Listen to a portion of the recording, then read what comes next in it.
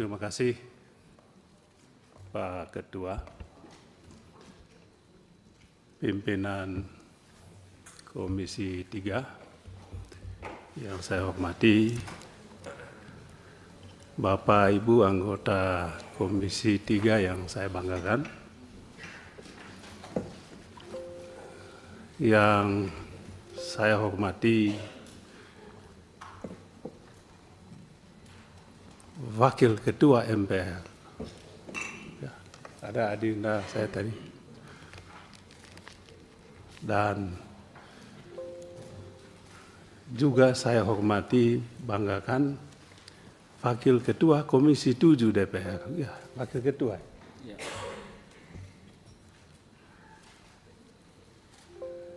Yang saya banggakan Pak Kapolda NTT, Pak Kapolda Sulteng, dan pasukan-pasukannya. Saya mulai dengan memberikan apresiasi kepada pimpinan Dewan, kepada pimpinan Komisi 3 yang telah memungkinkan kegiatan ini di pagi ini. Hal yang tidak pernah dilakukan sebelumnya oleh pimpinan Dewan sejak reformasi. Apresiasi lebih karena diperbolehkannya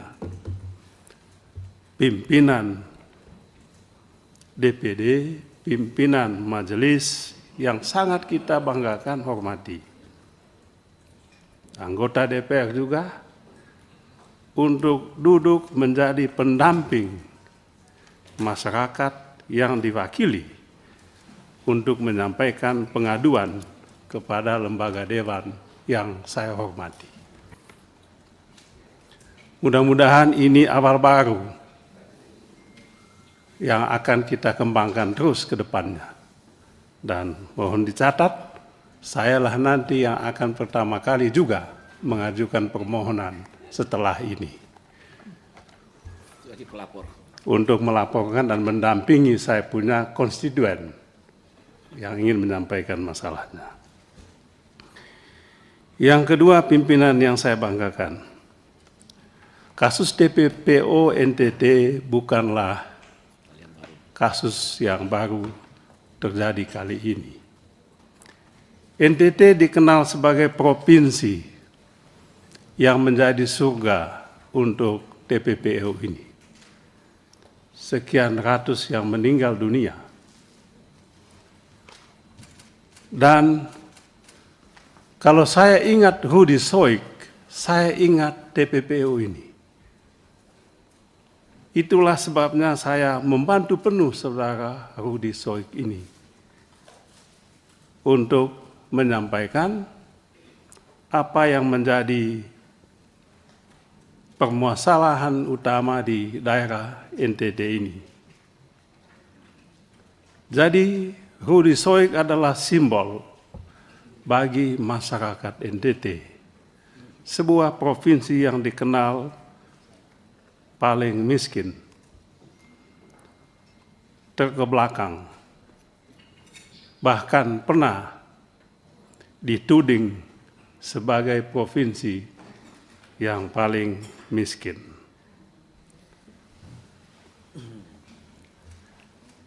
Oleh sebab itu, kalau saudara Rudi Soik pada saat ini diperlakukan dalam tanda kutip tidak manusiawi, maka tidak aneh kalau segenap tokoh di NTT angkat bicara soal ini.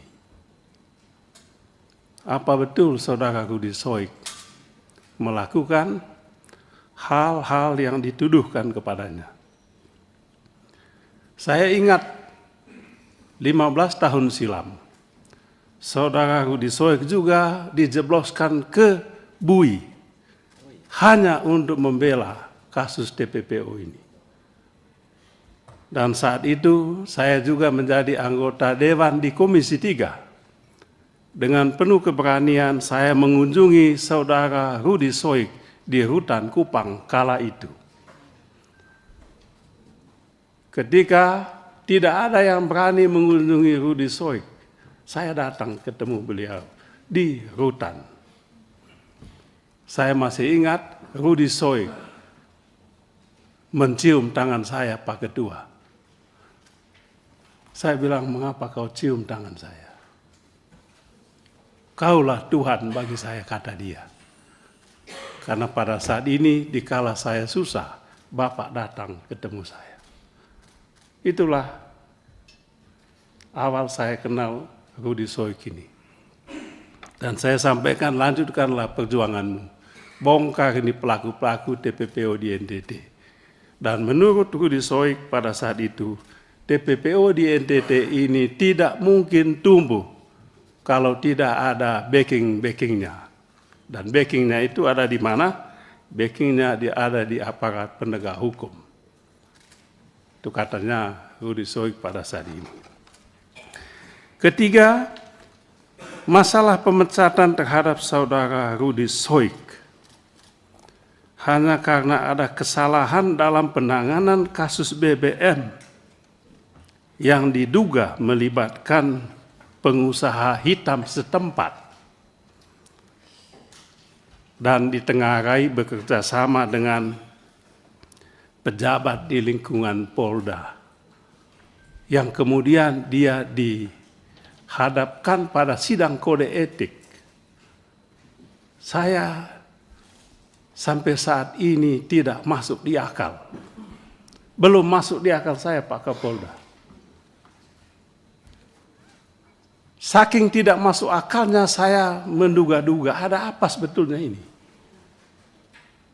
Ada apa sebetulnya ini? Kok kalaupun ada kesalahan yang dilakukan saudara Rudy Soik di situ, apakah setimpal hukuman yang dijatuhkan kepadanya?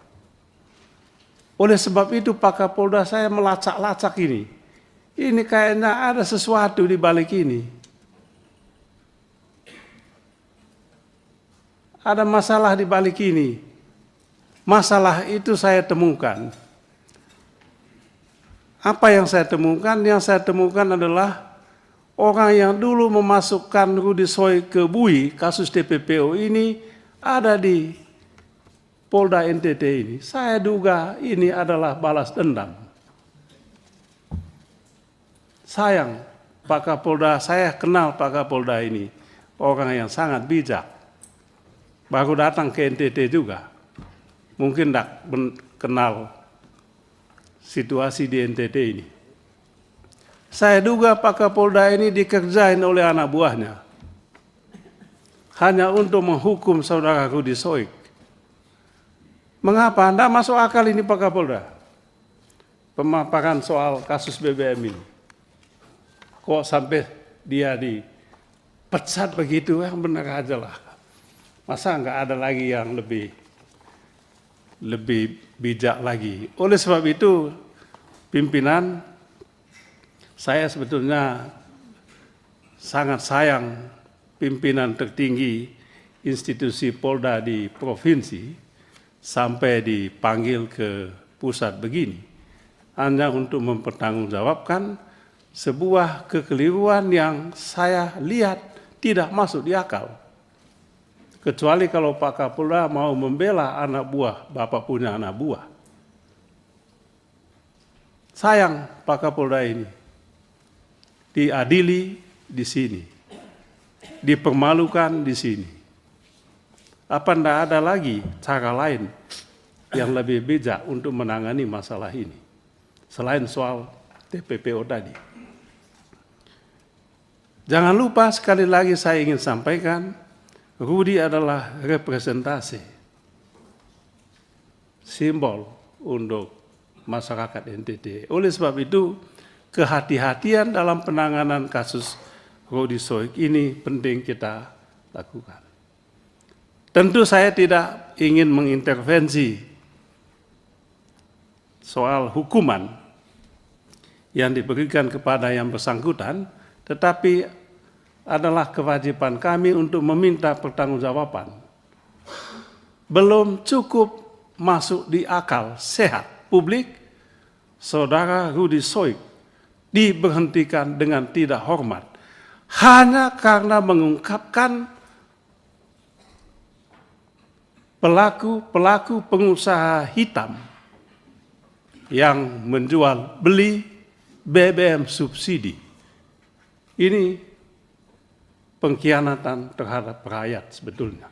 Oleh sebab itu mestinya harapan kami Pak Kapolda berada di posisi Rudy Soik untuk membuka dan menyelesaikan kasus BBM ilegal ini sesuai dengan aturan hukum yang berlaku. Terakhir, Pak Ketua dan pimpinan Bapak Ibu Saudara-saudara sekalian,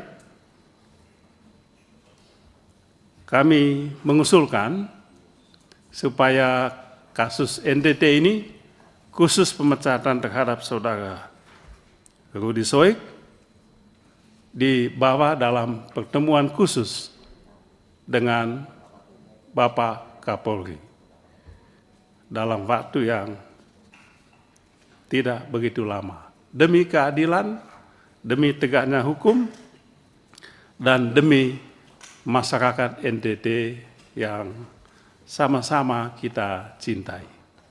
Sekian Pak Ketua, pimpinan, Bapak Ibu Saudara-saudara sekalian. Terima kasih. Ya.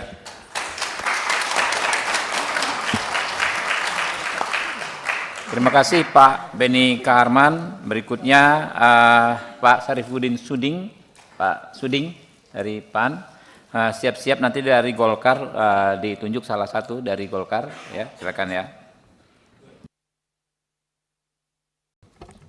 Baik, makasih pimpinan, Bapak Ibu anggota Komisi 3 yang saya hormati,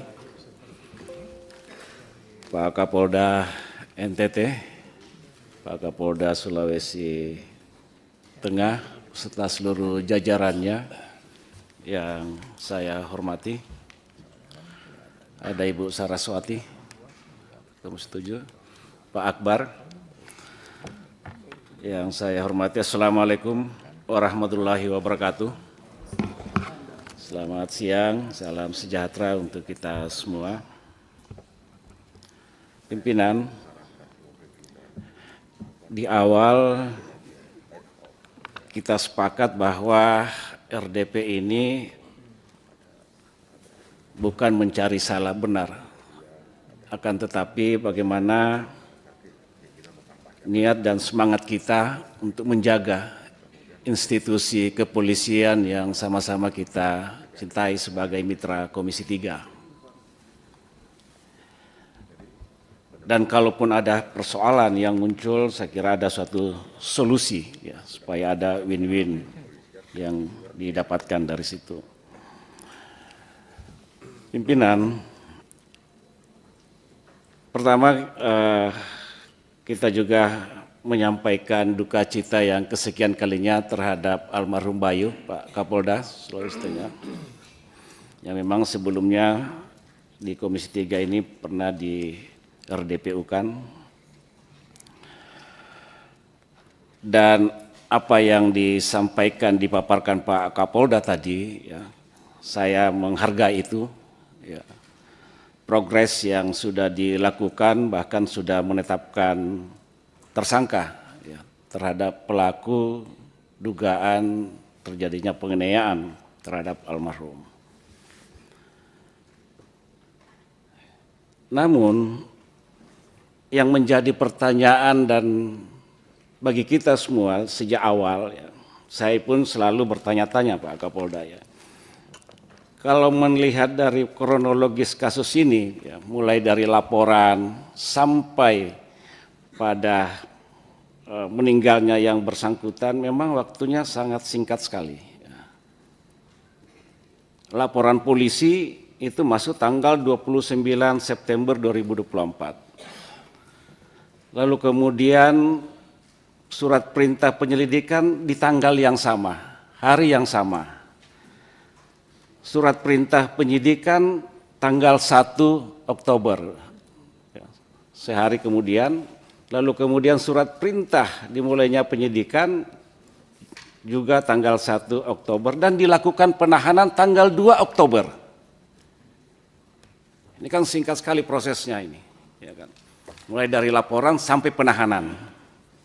Nah, kalau ada laporan-laporan polisi seperti ini kan juga jadi pertanyaan sekilat itu ya. Sementara kasus ini adalah kasus KDRT. Dalam berbagai kasus KDRT, biasanya itu dilakukan upaya restoratif justice. Yang sampai saat ini juga kita belum tahu Pak Kapolda ya. Kasus KDRT ini terkait masalah apa, kan begitu ya. Apakah pemukul, ya seperti kata Pak Nasir, pemukulan, ataukah ada ancaman terhadap nyawa yang bersangkutan dan sebagainya. Itu kan juga harus dijelaskan kepada publik, kan begitu. Sehingga kita juga masih bertanya-tanya, ini ya, laporan polisi sampai dilakukan penahanan, bahkan meninggalnya korban pun tidak membutuhkan waktu yang sangat singkat, kan begitu. Sehingga ada dugaan Pak Kapolda, ada persepsi yang muncul. Ini kalau tidak ada orang dalam, katakanlah seperti itu ya. Kalau tidak ada orang dalam dengan pihak pelapor, tidak mungkin kasus ini akan sesingkat itu untuk diproses, bahkan terjadi penganiayaan pun terhadap korban ini sampai dia meninggal, kan begitu. Jadi itu ya ini perlu diungkap Pak Kapolda. Kalau memang semangat kita, niat kita bahwa equality before the law itu kita kedepankan. Semua orang harus sama di hadapan hukum tanpa kecuali, siapapun itu. Jadi jangan lalu kemudian hanya ada satu orang yang dadernya, pelakunya, tapi intelektual dadernya siapa? Ini kan perlu diungkap. Ada hubungan apa dengan pelapor dengan oknum yang ada di situ, kan begitu. Itu kan perlu diungkap. Jadi kita buka seluas-luasnya ini. Jangan hanya fokus pada kejadian, tapi apa motifnya? Ini perlu diungkap. Motifnya apa sehingga terjadi pemukulan yang mengakibatkan yang bersangkutan meninggal dunia. Jadi jangan hanya melihat case dalam ruang sempit. Ketika kita memang harus membongkar kasus ini supaya semua pihak yang mengambil bagian dalam kasus ini ya, harus mendapatkan perlakuan yang sama dan perbuatannya harus dipertanggungjawabkan di hadapan hukum. Itu satu ya Pak Kapolda ya, jadi betul-betul harus dibuka seluas-luasnya kasus ini supaya semua pihak juga mendapatkan informasi yang benar ya terhadap penanganan kasus ini. Karena kita sangat prihatin ya. Lalu kemudian yang kedua Pak Kapolda, tadi dijelaskan sudah dilakukan ekshumasi terhadap jenazah korban ya. Ini juga perlu dijelaskan ya, hasilnya. Ya. Kalau kemarin pada saat waran bahwa sebenarnya tidak ada tanda luka-luka dan sebagainya, tapi tadi dijelaskan bahwa ada patah ya, dirusuk dan sebagainya. Itu kan berarti ada satu tindakan kekerasan yang mengakibatkan yang bersangkutan meninggal. Jadi ada kontradiktif antara penjelasan awal dengan yang sekarang. Setuju ya apa yang disampaikan di skrim tadi bahwa ini bukan hanya sebatas pelanggaran etika, tapi ini adalah masuk dalam pelanggaran pidana dan harus diproses lewat pidana. Sekali lagi Pak Diskrimum, tidak hanya sebatas pada pelaku, dadernya, tapi proses usut apa motifnya, siapa intelektual dadernya. Ada hubungan apa antara pihak pelapor dengan pihak-pihak yang ditenggarai memberikan arahan ya, Ini kan juga banyak laporan masuk ke kita Pak Kapolda. Ada hubungan apa kan begitu? Itu yang apa namanya terkait ya jangan hanya sebatas siapa tadi Bribda CH Konstantino Hamid ya. Tapi siapa yang menyuruh yang bersangkutan sehingga melakukan tindakan penganiayaan sehingga mengakibatkan jatuhnya korban jiwa. Itu terkait dengan Sulawesi Tengah. Ya. Tadi Pak Beni Kabur Harman, sahabat saya ini sudah banyak memberikan masukan, ya, pandangan pendapat terkait menyangkut masalah di NTT. Ya kita memang juga prihatin dengan berbagai persoalan yang terjadi di sana ya, TPPO, lalu kemudian BBM yang ilegal dan beberapa kali kita melakukan kunjungan ya di Nusa Tenggara Timur. Tapi satu hal bagi saya bahwa memang harus kita pisahkan ketika terjadi pelanggaran etika di situ, saya kira proses etika tetap berjalan ya karena ini juga menyangkut masalah marwah institusi kepolisian, kedisiplinan anggota itu perlu dijaga ya, jangan lalu kemudian ada menjudge ya ketika Pak Rudy Siop melakukan suatu giat ya terhadap baik itu tindak pidana perdagangan orang maupun terkait menyangkut masalah minyak dan sebagainya.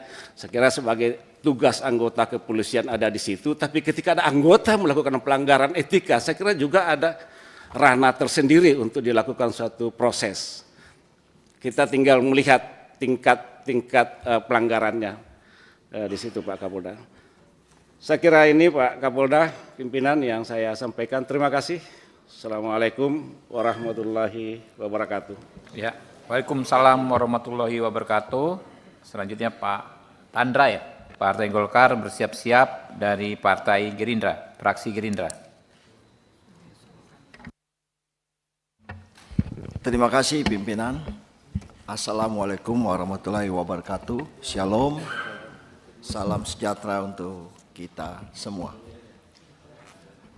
Kami terus terang memberikan penghargaan yang tinggi dan bangga pada siang hari ini karena yang kami hormati, kami muliakan Wakil Ketua MPR hadir di sini sendiri.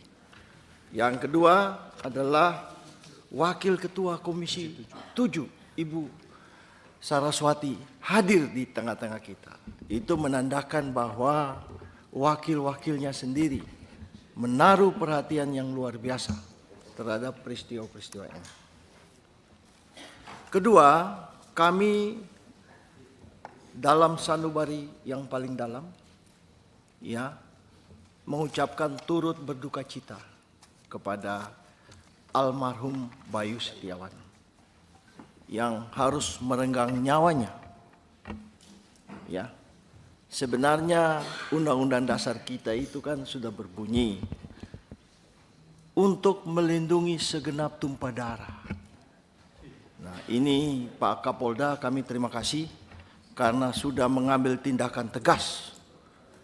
Apalagi nyawa itu hilang di tangan aparat penegak hukum.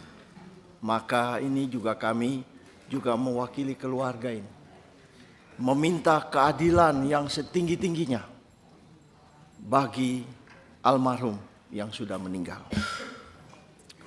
Dan juga kepada Direskrim dan Kabid Propam dan seluruh jajaran yang hadir pada kesempatan ini agar benar-benar menaruh perhatian. Ya, tadi keluarga sudah menyinggung mengenai penyidiknya. Tolong ini supaya menaruh perhatian. Ya, sehingga kalau boleh peristiwa ini jangan sampai terulang lagi. Terima kasih untuk Pak Kapolda Sulteng dan jajarannya. Kepada Kapolda NTT dan jajarannya, Saya mengenal beliau ini dari sahabat saya, Irjen Pol Wisnu Hermawan, sekarang Kapolda Kapolda Sumut, mohon maaf.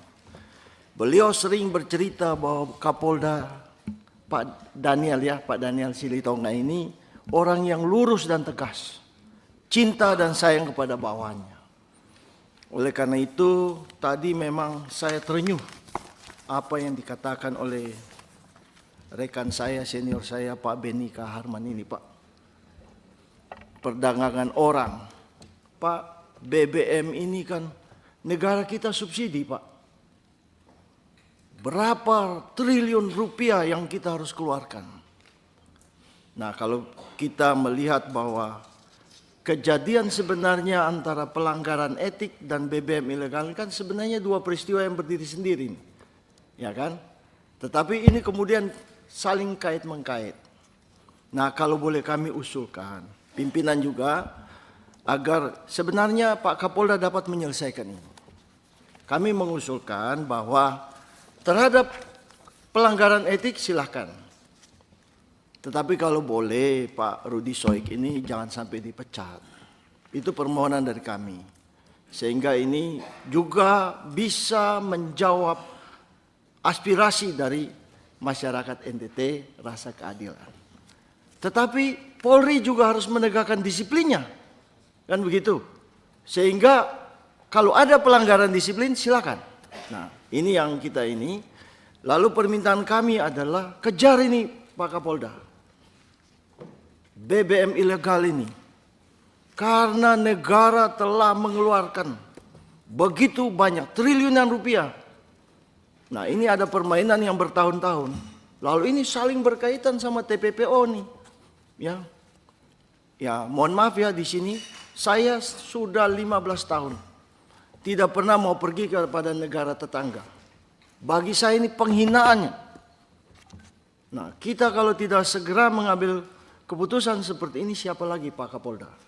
Oleh karena itu, terhadap usulan tadi bahwa ini mau bawa ke pimpinan yang lebih tinggi, pimpinan kami mohon kalau bisa Pak Kapolda saja dapat menyelesaikannya. Terima kasih. Sekian. Assalamualaikum warahmatullahi wabarakatuh.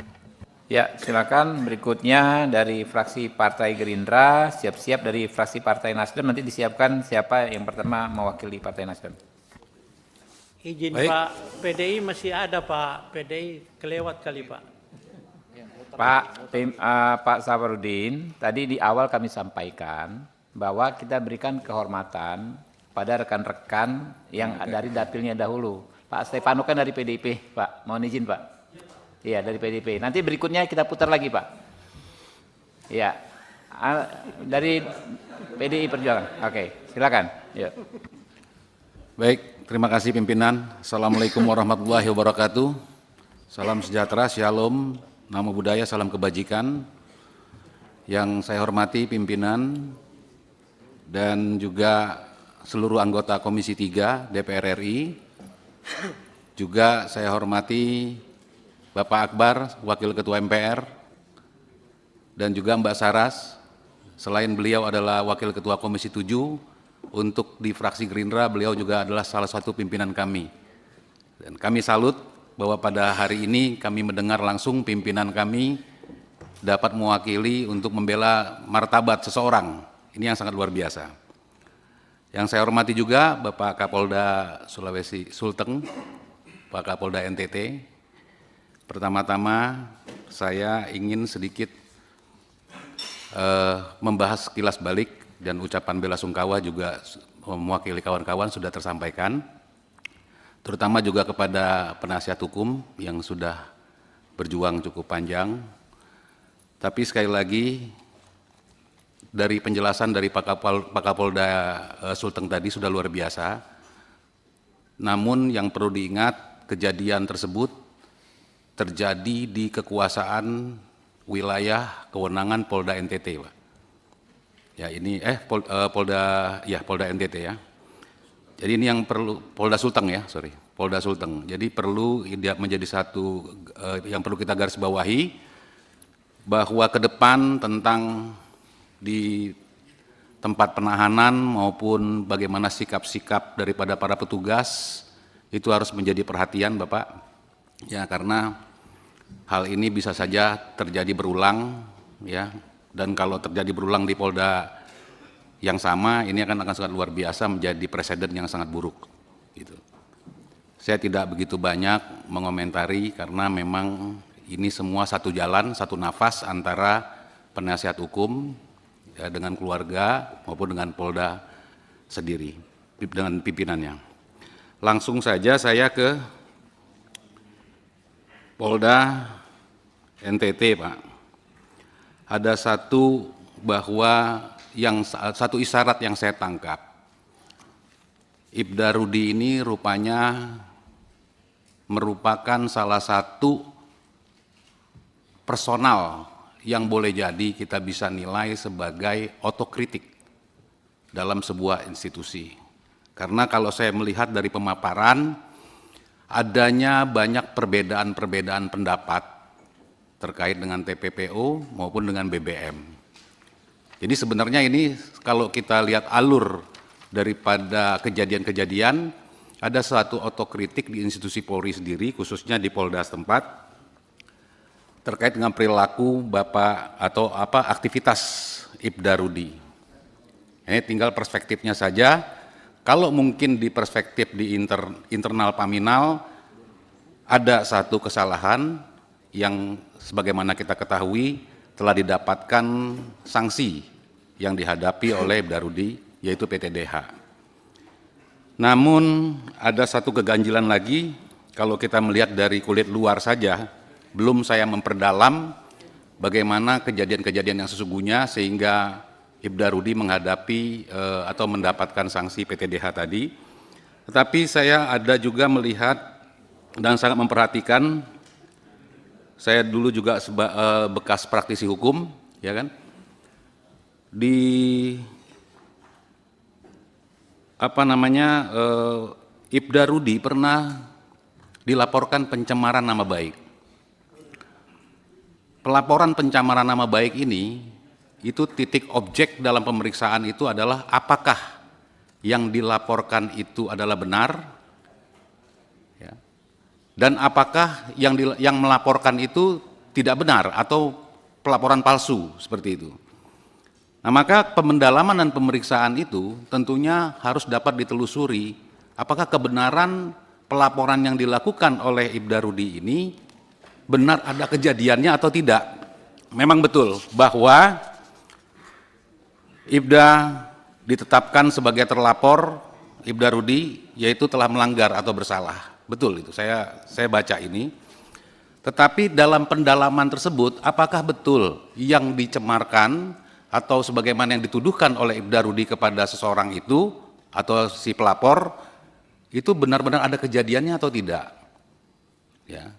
Kalau benar ada kejadiannya, maka inti objek yang diperjuangkan oleh Ibda Rudi itu adalah tentang BBM ilegal. Ini merupakan satu presiden yang sudah masuk menyeruak ke institusi Polri sendiri, khususnya di Polda NTT. Selain itu, Bapak Kapolda dan jajaran, apakah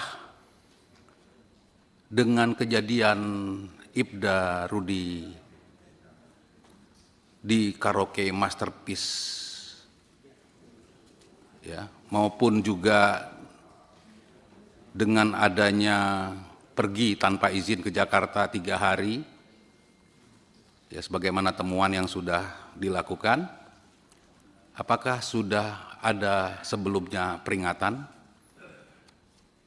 dan apakah memang harus pada akhirnya, pada ujungnya menghadapi PTDH sebagaimana yang sudah kita ketahui hari ini.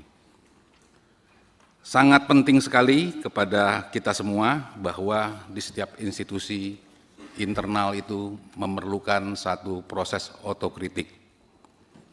Kalau seandainya hal-hal seperti ini dibungkam, mungkin keseimbangan atau keselarasan terhadap penegakan hukum, di mana institusi Polri sangat membutuhkan juga satu kontribusi koordinasi dari pihak-pihak seperti NGO, maka akan menjadi putus hubungan.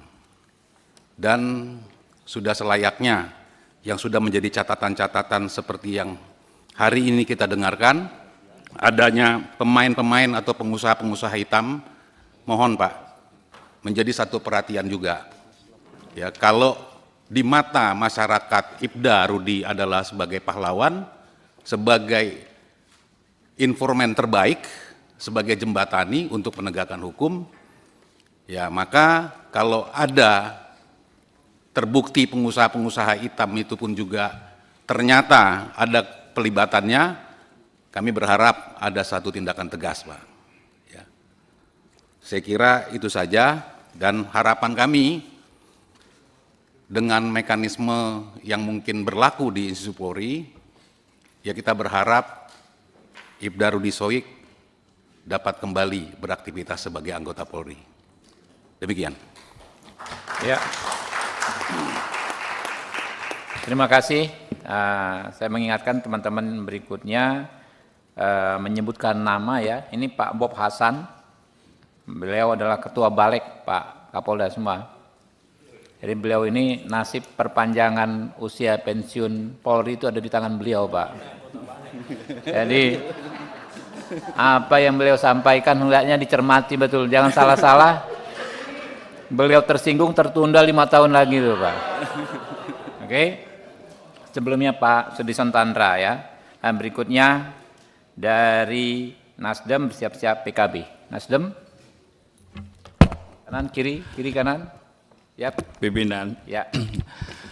Bismillahirrahmanirrahim. Assalamualaikum warahmatullahi wabarakatuh. Ya. Selamat siang, salam sejahtera untuk kita semua. Perkenalkan saya Rudi Lalo, Kapoksi Fraksi Nasdem di Komisi 3, Dapil Sulawesi Selatan 1. Saya langsung saja izin pimpinan. Sebenarnya kalau 2 senior Komisi 3 sudah bicara, ya notabene dapilnya Pak Syarifuddin Suding dan Pak Beni, saya kira sebenarnya sudah cukup jelas pimpinan apa yang menjadi atensi kita bersama. Tapi perkenankan saya menyampaikan catatan penting saya terhadap 2 kasus ini. Yang pertama untuk Kapolda Sulawesi Tengah. Izin Pak, kita perpanjang dulu 1 jam sambil saya informasikan teman-teman yang melaksanakan sholat zuhur ya bisa bergantian saja. Jadi kita nggak perlu break ya, nggak perlu break ya. Yang mau sholat zuhur silakan. Saya perpanjang 1 jam ya. Ya. Oke. Lanjut pimpinan. Menarik apa yang disampaikan tadi oleh kuasa hukum korban almarhum Bayu Adityawan, bahwa negara gagal melindungi rakyatnya. Negara gagal melindungi. Ini saya kira koreksi bersama kita pimpinan. Konstitusi kita di pasal 28G jelas bahwa setiap orang berhak untuk bebas dari penyiksaan. Ya. Lalu kemudian paradigma KUHAP kita, hukum acara kita, betapa mementingkan, betapa menjaga manusia seutuhnya. Paradigma KUHAP kita, seorang tersangka berhak, dia punya hak untuk diberi bantuan hukum, dia berhak agar proses pemeriksaannya dipercepat, ya. Dia berhak untuk bebas bicara di hadapan penyidik.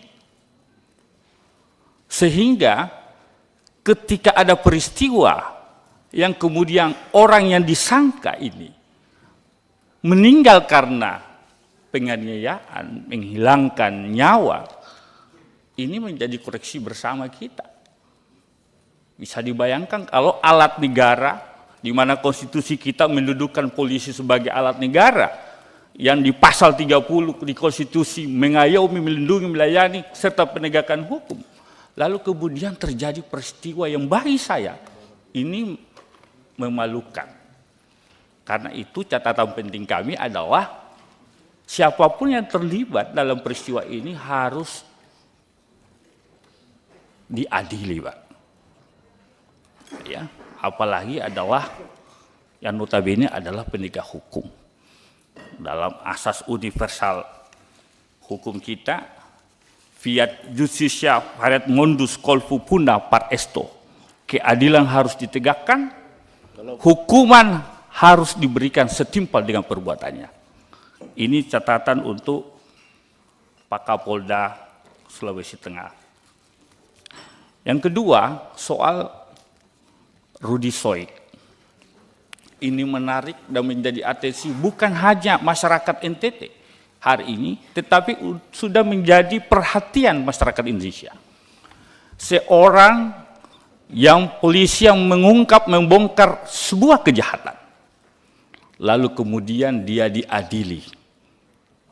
Saya hanya khawatir pimpinan Pak Kapolda, kalau tidak dianulir, dikoreksi putusan PDTH di proses banding nanti, maka saya khawatir tidak ada lagi polisi yang berani membongkar kejahatan lain. Kenapa? Karena ketika dia membongkar suatu peristiwa kejahatan, justru dia yang akan jadi korban, Pak. Padahal sejatinya Rudy Soik kalau benar dia membongkar kejahatan ini, harusnya dia diberi apresiasi, reward oleh Polda NTT. Di samping tadi, rekam jejak saudara Rudy Soik ini sangat luar biasa sebagaimana disampaikan oleh senior kita, Pak Benny Kabur Harman, yang notabene dapil beliau.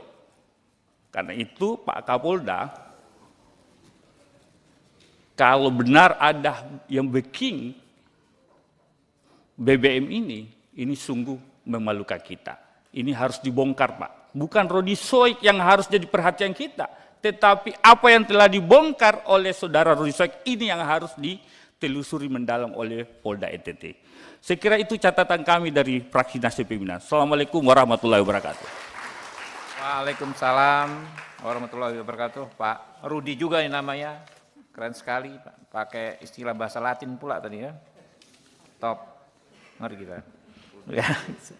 Berikutnya dari PKB, siap-siap perwakilan PKS. Ya, ini dia, ini roti Pak. Pak Hasbiollah ini rombongan roti dengan saya, rombongan timur. Sama-sama dari Jakarta Timur dengan saya Pak. Silakan. Silakan Ci. Ya, udah. Assalamualaikum warahmatullahi wabarakatuh. Yang saya hormati pimpinan dan juga para anggota Kapolda NTT dan Kapolda Sulteng. Saya langsung aja, istilahnya kalau dalam bahasa Betawi itu ada istilah apa, biar cepet, biar itu apa kedua, biar cepet aja udahlah gitu aja. Begini, yang pertama polisi itu tumpuan harapan penegak hukum. Tidak boleh polisi itu semenang-menang. Karena garda terdepan, di antara garda terdepan hukum kita adalah polisi. Kalau saya melihat tadi apa yang disampaikan oleh Ibu Saras, itu hati kita sangat terenyuh. Beliau memperjuangkan sudah sekian tahun, tapi nyatanya, dan Pak Rudy Soik, perjuangan beliau itu, kalau menurut pandangan kami, beliau sangat konsen untuk menegakkan hukum, untuk memperbaiki di dalam polisi itu sendiri. Saya langsung saja, pertanyaan saya ini, apakah patut orang seperti saudara Rudy Soik yang sudah berjuang sekian lama itu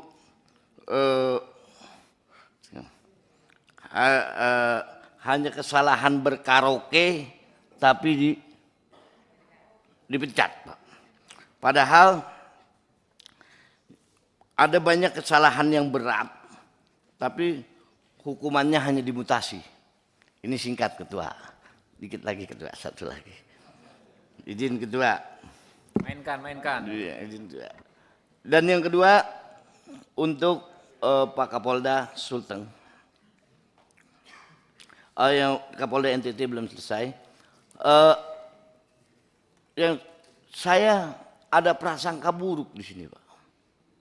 Jangan-jangan ini Kapolda untuk menjaga BBM, penyelundup BBM. Jadi bukan soal etik di sini. Ini yang saya tegaskan. Kasihan Pak, kalau sampai BBM itu, penyelundup BBM itu, saya yakin ada oknum yang lebih besar di belakang ini, mafia-mafia BBM.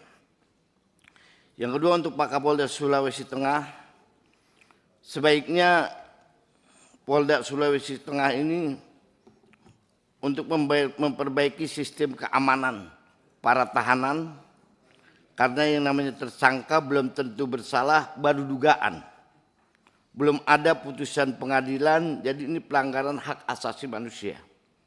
Selain permohonan maaf dan proses hukum bagi anggota, apa ada upaya pihak Polda untuk memberikan ganti rugi, mengingat korban ini adalah punya tanggung jawab keluarga. Terima kasih Ketua. Terima kasih, luar biasa. Ini kasih aplaus khusus nih, Jakarta Timur. Berikutnya PKS, Pak Nazir Jamil.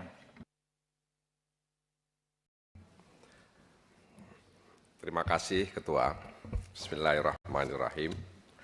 Assalamualaikum warahmatullahi wabarakatuh. Selamat siang dan salam sejahtera untuk kita semuanya.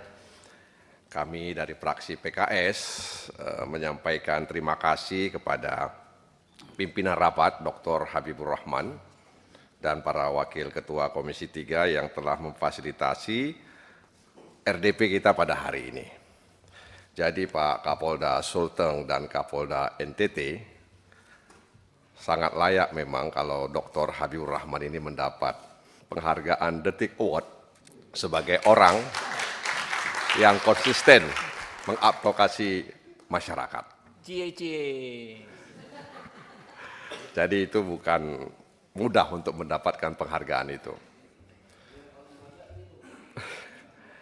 Yang saya hormati Kapolda Sulteng beserta jajaran, Kapolda NTT, Pak Daniel Tahi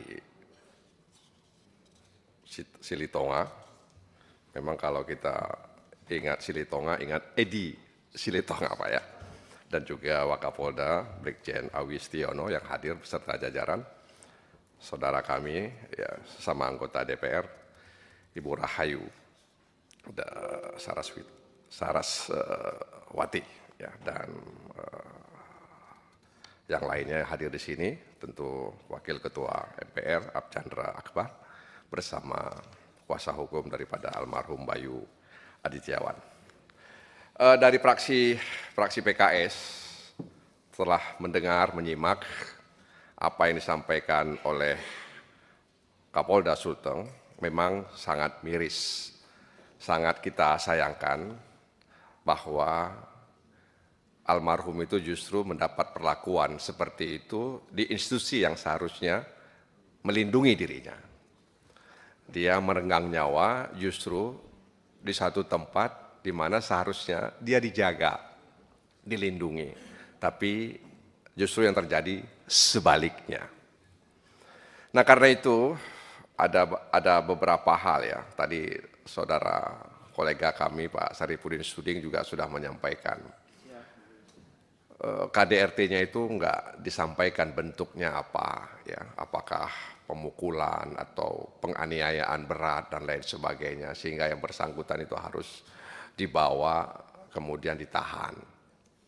Dan kemudian di tahanan dia mengalami perlakuan seperti itu. Lalu ada apa sebenarnya pelaku itu, ya, motifnya apa sehingga dia melakukan hal itu? Ada apa? Kan itu patut dicari sebenarnya.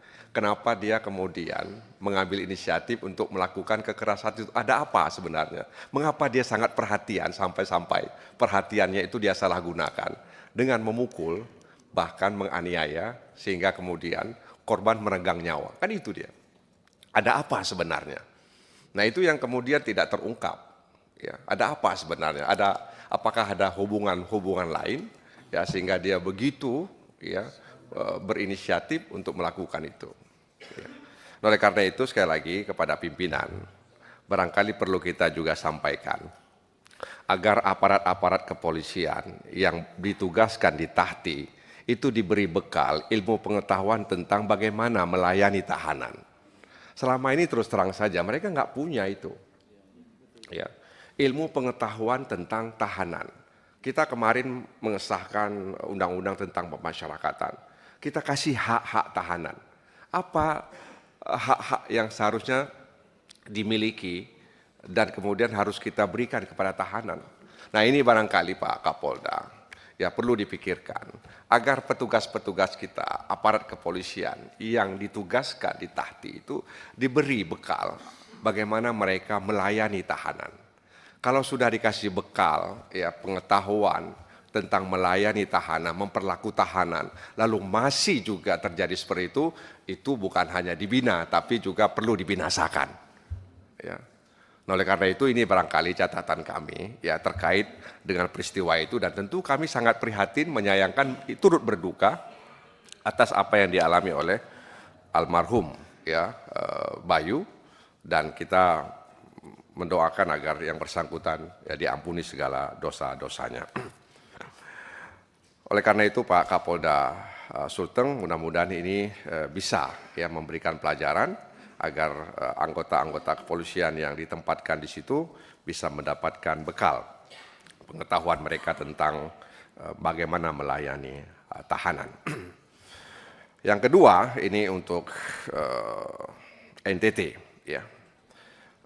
Kita barangkali masih ingat bagaimana Pak Kapolri Pak Sigit pernah mengatakan bahwa ikan busuk itu berasal dari kepala.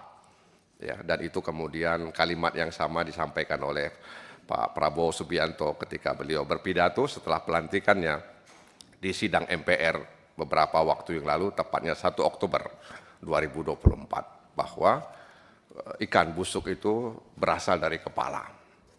Nah karena itu ya kalau kemudian ya seperti yang pernah disampaikan oleh beberapa rekan sebelumnya ya bahwa saudara Rudi ini adalah orang yang ingin ya membongkar praktek-praktek penimbunan ya bahan bakar ya dan ingin memberantas itu di bumi NTT, maka ini patut kita dukung karena dia adalah merah putih. Ya. Tapi kalau sebaliknya maka tentu yang bersangkutan juga harus mengalami hal sama. Sebenarnya ini bukan cerita baru ya. Soal oknum-oknum membacking ini bukan cerita baru. Saya juga didatangi, ya, dilaporkan seorang bribka ya berinisial RY di Polda tertentu, saya nggak sebutkan di sini, bahwa dia bersama Kapolseknya menggerebek gudang mafia minyak solar bersubsidi yang diangkut menggunakan mobil tangki Pertamina. Ya. Setelah Kapolseknya pindah, dia dikerjain. Lalu dia melaporkan kepada saya bahwa saya sudah difitnah, dianiaya, dipukul sampai lebam, kemudian dia di-sel, di penjara, seorang diri selama 30 hari, dan kemudian di PTDH-kan tanpa ada bukti dan semua pasal yang disangkakannya kepada dia telah kadaluarsa. Saya bilang Anda mau melaporkan silahkan, itu hak Anda kepada institusi DPR. Lalu saya sampaikan kepada Kapoldanya, saya teruskan semuanya kepada Kapoldanya. Lalu saya ingatkan Kapoldanya, tolong diatensi. Terakhir saya telepon Kapoldanya, Kapolda mengatakan kami sedang melakukan investigasi. Sebab ini adalah peristiwa yang kalau tidak dikelola dengan baik akan menggerus kepercayaan ya kepolisian di mata masyarakat. Jadi kita yang di atas ini berusaha agar institusi-institusi penegak hukum mendapat kembali kepercayaan oleh masyarakat. Karena kita sudah tahu bahwa pepatah mengatakan gara-gara nila setitik rusak susu sebelanga. Jadi bagaimana kemudian upaya untuk mengembalikan kepercayaan masyarakat itu kita jaga bersama. Jadi Bribka RY ini ya kasusnya sedang diinvestigasi oleh Kapolda setempat. Ya, saya sedang menunggu jawabannya. Jangan sampai ini juga meledak. Nah, karena itu sekali lagi cerita-cerita seperti ini kami temukan ketika kami melakukan kunjungan kerja ke provinsi-provinsi, bahwa ada oknum-oknum ya yang kemudian membackup, membacking ya minyak solar bersubsidi tersebut sehingga terjadi kelangkaan di tengah masyarakat.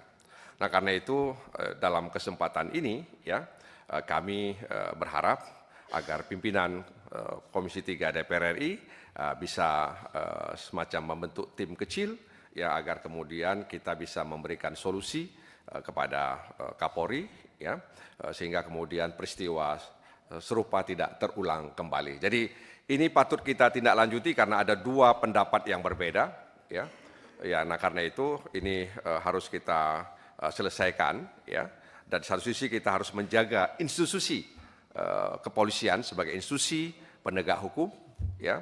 Di satu sisi kita juga harus menjaga anggota-anggota kepolisian yang ingin menegakkan aturan yang ada di institusi kepolisian tersebut. Kami memberikan dukungan ya kepada semuanya, Kapolda Sulteng, Kapolda NTT, dan juga Mbak Rahayu ya beserta jajaran, dan terutama kepada Saudara Rudi Soik ya, yang sudah sangat patriotis ya untuk melakukan hal ini. Jadi Pak Beni Kaharman tadi sudah menjelaskan dan sudah selesai sebenarnya ya. Oleh karena itu sekali lagi Saudara Rudi, Anda tetap sabar, Anda tetap kuat ya menjalani ini. Ini adalah resiko sebuah perjuangan dan saya pikir kita menyadari hal itu. Billahi taufiq wal hidayah. Wassalamualaikum warahmatullahi wabarakatuh. Waalaikumsalam warahmatullahi wabarakatuh. Sebelum kita putar lagi ke anggota, mungkin dari meja pimpinan ya Pak Rano. Setelah itu kita putar lagi anggota. Kalau boleh nih rekan-rekan disepakati, kita dahulukan dulu perempuan. Nih ada 2 Sri Kandi kita, 3 atau 2 yang hadir hari ini, ya kan? Kalau boleh ya. Nah berikutnya kita putar lagi. Pokoknya prinsipnya siapa mau bicara kita berikan kesempatan hari ini. Setuju? Oke, Pak Rano silakan. Terima kasih pimpinan. Assalamualaikum warahmatullahi wabarakatuh. Saya langsung saja, Pak Kapolda NTT. Tadi sudah disampaikan oleh banyak kawan-kawan, sebetulnya kami bukan dalam rangka mencari siapa yang salah dan yang benar. Tapi dalam kesempatan yang baik ini, memang kita lihat ada sesuatu yang menurut kami, karena memang hari ini kan kita tetap akan menjaga mitra kami, yaitu Polri. Ada sesuatu yang masih menjadi tanda tanya besar di masyarakat, apalagi ini sudah sangat viral Pak Kapolda, itu di mana seorang anggota Polri dalam hal melakukan upaya memberantas mafia BBM, tiba-tiba harus menerima keputusan yang luar biasa berat, yaitu dilakukan pemecatan. Nah, saya meminta Pak Kapolda, ini kebijakan Pak Kapolda lah. Kalau dilihat dari paparan yang sudah dilakukan kawan-kawan tadi, sebetulnya Pak Kapolda pun harus melihat prestasinya dari Saudara Rudi. Karena banyak saya lihat di ini berapa prestasinya, termasuk yang disampaikan oleh Mbak Saras tadi, prestasinya pun sebetulnya sudah luar biasa. Jadi jangan hanya gara-gara kesalahan kecil, tiba-tiba dia harus menghilangkan seluruh prestasi yang sudah ada. Jadi mohonnya kiranya kebijakan Pak Kapolda nanti melihat lagi dengan detail, ini masih ada waktu 30 hari, kata Pak Kapolda tadi sampaikan, mudah-mudahan ada hasil yang baik buat Saudara Rudi. Ini menjadi evaluasi yang baik buat kita semua. Ini sebetulnya untuk meningkatkan bagaimana kinerja Polri ke depan. Memang benar kata Pak Nasir Jamil, sebetulnya banyak perkara-perkara seperti ini, Pak. Ada berapa oknum anggota yang mungkin merasa dia melakukan sesuatu yang benar, tapi ada juga yang keberatan, entah atasan dan lain-lain, sehingga mungkin banyak proses-proses yang agak menyimpang, Pak Kapolda. Jadi nanti ini tinggal kebijaksanaan Pak Kapolda, mudah-mudahan ini diberi kesempatan lah agar nanti keputusannya akan menjadi lebih baik lagi. Begitu saja yang saya ingin sampaikan untuk Pak Kapolda NTT. Jadi kalau di sini bukan kita nyari benar salah Pak Kapolda, Tidak ada yang benar, tidak ada yang salah. Saya yakin apa yang dilakukan Pak Kapolda sudah sesuai aturan untuk mengecek dan lain-lain. Nah, yang kedua Pak Kapolda, ini menjadi perhatian banget adalah bahwa harusnya nanti fokusnya lagi terhadap juga apa yang sudah dilaporkan oleh Saudara Rudi terkait kelangkaan BBM. Nah, ini tolong dicek apa benar ada mafia BBM di sana. Soal tadi TPPU dan lain-lain. Dan ini harus malah menjadi suatu yang utama yang harus dilakukan oleh Polda NTT. Dan saya yakin kebijaksanaan Pak Kapolda dan seluruh jajarannya insya Allah mudah-mudahan ini putusannya nanti bisa berjalan dengan baik. Nah, untuk Kapolda Sulteng, Pak Kapolda ini, kadang-kala kita sedih kalau melihat ini Pak Kapolda. Saya pahamlah Pak Kapolda kemarin sempat memaparkan dan alhamdulillah kerja cepat Pak Kapolda ini. Jadi ada untungnya Pak Kapolda merespon dengan baik apa yang dilakukan oleh Komisi 3. Bayangkan kalau Pak Kapolda kemarin cuek, saya rasa kasus ini nggak terbongkar. Karena di laporan pertama bahwa perkara ini hanya dianggap meninggal karena suatu yang normal atau yang biasa. Benar nggak Pak Kapolda? Sedangkan baru ditemukan oleh Pak Kadif Propam bahwa ternyata ada sesuatu yang salah di sini. Nah, saya juga nggak tahu, mungkin nanti tolong disampaikan juga apa yang mendasari seorang oknum atau anggota polisi bisa melakukan tindakan kekerasan seperti itu. Karena kami yakini bahwa memang yang namanya apapun lah manusia, memang harusnya itu menjadi bagian yang sangat harus dilindungi oleh Polri. Saya minta Pak Kapolda mengecek dan mengevaluasi Kapolrestanya. Jadi Pak Kadif Propam jangan Pak Kabid Propam jangan tanggung-tanggung. Periksa Kapolresta dan seluruh jajarannya. Jangan sampai nanti ada suatu yang memang dari awal ini kenapa harus ditutup-tutupi perkara ini. Nah, ini kan kebijakan-kebijakan begini nih, transparansi terbukaan ini penting buat masyarakat ini. Yang kedua, saya berharap nanti bisa dicek juga tadi proses yang disampaikan kawan-kawan terhadap penetapan tersangkanya. Kalau memang dianggap ada sesuatu yang salah, mudah-mudahan bisa memperbaiki nama almarhum dan insya Allah nanti itu menjadi jalan yang baik buat semuanya. Jadi saya sarankan buat Pak Kapolda ini masih ada proses, masih ada waktu, kita buka-bukaan aja. Kalau memang ada oknum-oknum selain ini yang memang terlibat dalam perkara ini, secepatnya diproses saja.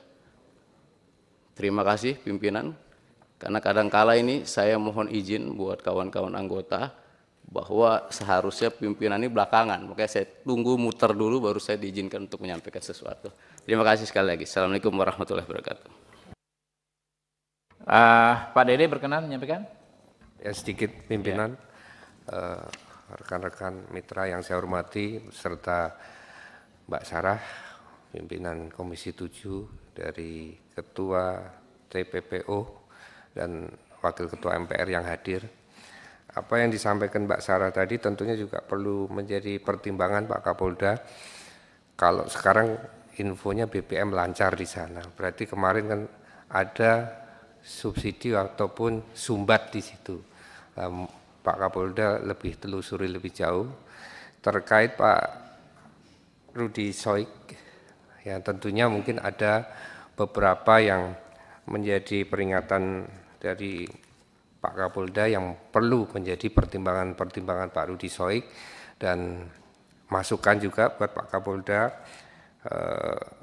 yang sekiranya tidak terlalu melanggar etika, tentunya tidak harus sampai ke PTDH. Itu saja. Dan untuk Kapolda Sulteng yang meninggal, tentunya apa yang disampaikan Pak Rano tadi, Polresta maupun penyidik perlu menjadi perhatian khusus. Terima kasih pimpinan. Oke, kita putar lagi. Mbak Sari? Neng Sari? Oke, bukan Mas ya. Silakan rekan-rekan. Ibu-ibu? Berkenan? Oke, silakan teman-teman. Ada lagi? Ya, silakan Pak Jaksa.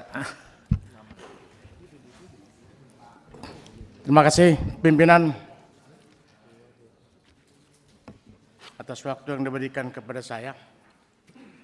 Jadi mungkin langsung aja kita sedikit memberikan satu masukan kepada Pak Kapolda Sulawesi Tengah maupun NTT. Kami tidak bermaksud untuk menghukum atau juga membuat perasaan daripada jajaran Kapolda Sulawesi Tengah maupun dengan NTT, tapi sekedar hanya memberikan masukan. Mungkin ada hal-hal yang mungkin harus diperbaiki ke depan. Itu niat baik dan niat tulus kami. Kebetulan saya adalah mantan penegak hukum sebagai jaksa. Untuk Kapolda, jajaran Polda Sulawesi Tengah, kami melihat Pak di sini Pak Kapolda, ada beberapa hal yang kurang elok lah kata orang Medan. 3 hari dilaporkan tersangka almarhum ini, terus sudah penahanan. Kilat benar prosesnya. Padahal KDRT ini adalah tindakan atau satu tindak pidana dalam keluarga.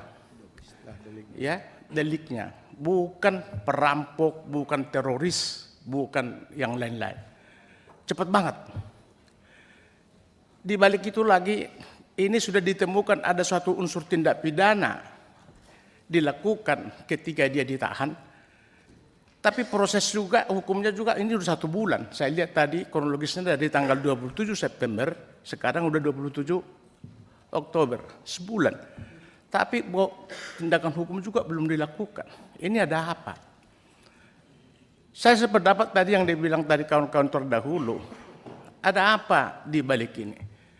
Siapa dader intelektualnya? Ini harus dibongkar ini Pak.